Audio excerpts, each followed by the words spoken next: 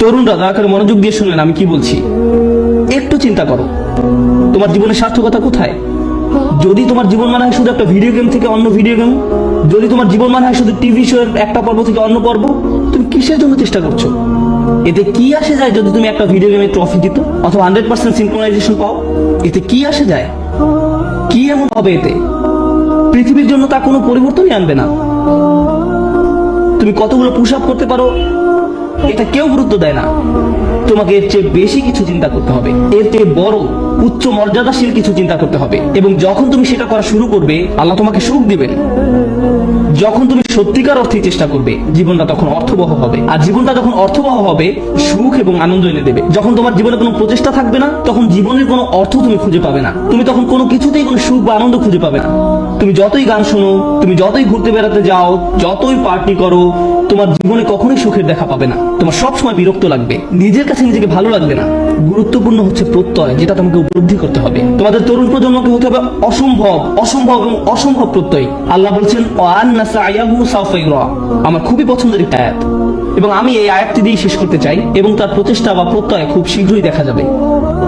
তার চেষ্টা খুব শীঘ্রই কি দেখা যাবে। এই প্রসঙ্গে আমি বলতে চাই, তুমি যখন কাউকে তোমার রিজিউম দেখাও, আমি অমুক স্কুল থেকে গ্রাজুয়েট হয়েছি, আমি অমুক অমুক জায়গায় কাজ করেছি, অমুক অমুক প্রজেক্টে কাজ করেছি, তখন তুমি তোমার রিজিউমে লেখো তোমার রেজাল্ট নাকি তোমার প্রচেষ্টা।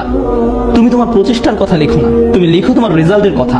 তুমি লেখো না যে তুমি আসলে অনেক কঠোর পরিশ্রম করেছো ফাইনাল সেমিস্টারে এবং পরীক্ষাটা দিতে গিয়ে অর্ধমিত হয়ে গিয়েছিলে। এগুলো তুমি তোমার সিভিতে লেখো না। তুমি লেখো তুমি অমুক অমুক প্রজেক্টে কাজ করেছো, কিন্তু এটা লেখো না যে তোমাকে অনেক অনেক কষ্ট করতে হয়েছে। তাই নয় কি?